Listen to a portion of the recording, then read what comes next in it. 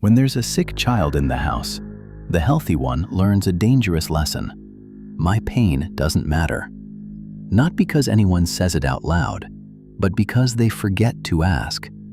They look through you, and over time, you learn to look through yourself. There's a term for this: glass child. It isn't a formal diagnosis, but it's a real pattern families recognize: being the sibling of a child with a chronic illness, disability, or high support needs, and slowly becoming invisible inside your own home. It usually begins with something small: a calendar that's always full, a kitchen table covered in paperwork, a phone that never stops ringing, a parent who is always on, always scanning for danger, always bracing for the next appointment, the next meltdown, the next emergency. And in that kind of house, love doesn't disappear, it gets rationed. Attention becomes triage. Everyone learns the same rule: deal with the most urgent thing first. So the child with the biggest needs becomes the center of gravity. Everything orbits them: the schedule, the mood, the money, the silence. And you, quietly, automatically, learn to make yourself lighter. You stop asking for help because help looks expensive. You stop sharing bad news because the house already has enough. You stop celebrating your wins too loudly because it feels unfair. You stop crying where they can see you because it makes your parents' faces collapse in a way you can't bear. You become the easy child, the mature child, the strong child. And the strangest part is that people praise you for it. Teachers say you're independent. Relatives say you're so well-behaved. Friends say you're the one who always has it together. But what they're really praising is your ability to disappear. Because disappearing works. When you're invisible, you don't create conflict. When you're invisible, nobody has to choose between you and your sibling. When you're invisible, nobody has to feel guilty. And if you learned early that guilt is dangerous, you'll do anything to prevent it. So you start living by an unspoken vow: I won't need, I won't ask, I won't take. I'll be good, I'll be quiet, I'll be grateful. And that last one, grateful, becomes a cage. Because gratitude in the wrong place can be used to erase you. You can feel it when you try to talk. You begin a sentence: I've been having a hard time. And then you see the exhaustion in your parents' eyes. You see the fear. You see the way they're already carrying too much. So you swallow it. You smile. You say, never mind. And the moment passes. Just like you. Maybe it happens in a hospital waiting room where you do homework while adults speak in whispers. Maybe it happens in the car after another appointment when you realize nobody remembers you had a test today. Maybe it happens on your birthday, when the day is technically yours, but emotionally belongs to the emergency. In those moments, you don't decide to disappear. You just learn that vanishing is the fastest way to keep love stable. That's how glass children are made. Not through cruelty, through scarcity, through constant emergency, through a family system that teaches you that your feelings are optional. But inside you, emotions don't vanish, they just go underground. At first, it's sadness, then it becomes something else, something you don't want to admit: resentment. Not because you hate your sibling, not because you're a bad person, but because you're human, and humans notice patterns. Humans notice where the warmth goes. Humans notice who gets held. Humans notice who gets asked, "Are you okay?" And a part of you thinks, if I were sicker, would they see me?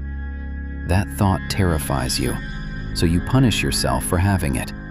You tell yourself you're selfish. You tell yourself you're dramatic. You tell yourself you have no right. And then comes the guilt about the guilt. Because how dare you feel anything negative when someone else has it worse? So you become emotionally responsible for everyone. You monitor the room. You measure the temperature. You learn which version of yourself is safest for today. And slowly, your personality turns into a service. You become the peacekeeper, the helper, the fixer, the one who never adds to the pile. But you pay for that peace. You pay with your own reality. Because when you constantly adapt to other people's needs, you eventually lose track of your own. You stop knowing what you want. You stop knowing what you feel. You stop knowing what you need. You only know what other people need from you, and that becomes your identity. There's another hidden emotion glass children carry: grief. Not the obvious grief, the quiet one. The grief of a childhood that never fully belonged to you. You grieve the parent you might have had if they weren't exhausted. You grieve the home that might have been calmer. You grieve the version of you that could have been messy and loud and needy without feeling like it would break everyone. And because that grief doesn't have a funeral, it just sits inside you. As you grow older, invisibility becomes your armor. It looks like competence. It looks like being low maintenance. It looks like never complaining. It looks like taking care of yourself. But it isn't peace. It's hypervigilance. It's the nervous system of a child who learned that attention is a limited resource. It's the brain of someone who assumes their needs will not be met, so they pre-cancel them. That's why many glass children become perfectionists. Not because they love achievement, because achievement is proof. Proof you deserve a place. Proof you aren't wasting anyone's time. Proof you're not a burden. And if you can't be loved for existing, you'll try to be loved for performing. So you over-deliver. You show up early. You respond fast. You remember birthdays. You don't forget details. You anticipate problems. You become impressive. But inside, you feel hollow. Because praise doesn't land. Compliments slide off. Love feels suspicious. When someone says, "I like you," your brain asks, "Why?" When someone says, "I'm proud of you," your chest tightens. When someone offers help, you panic. Not because you don't want it, but because receiving feels dangerous. Receiving means you owe. Receiving means you might disappoint them later. Receiving means you might be seen clearly. And being seen clearly is what you learned to avoid. As an adult, the glass child pattern doesn't disappear. It simply gets better camouflage. You become the friend who listens to everyone, but never talks about themselves. You become the partner who gives everything, but can't accept care without guilt. You become the employee who carries the team, then goes home and crashes in silence.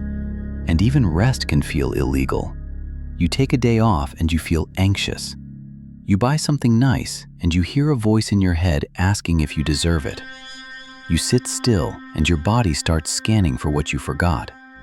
And sometimes you pick relationships that keep you invisible. People who talk a lot. People who have big needs. People who take up all the oxygen.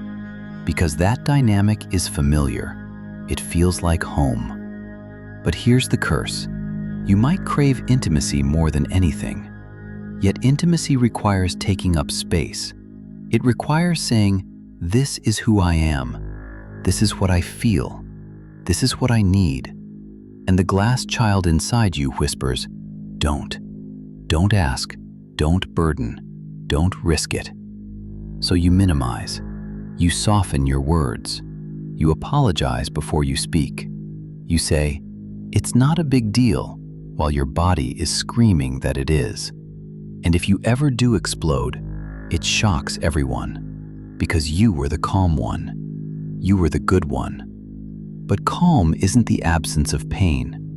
Sometimes it's just pain with good manners. A breaking point eventually comes. Not always dramatic. Sometimes it's a slow realization. You notice you're exhausted all the time. You notice you don't feel joy the way other people do. You notice you can't relax unless everyone around you is okay. You notice you don't know what you want your life to be. Or you finally ask for help, and you feel shame like you committed a crime. That shame is the old family rule, the rule that says your needs are dangerous. But here is the truth. Your needs were never dangerous. They were just inconvenient during a crisis.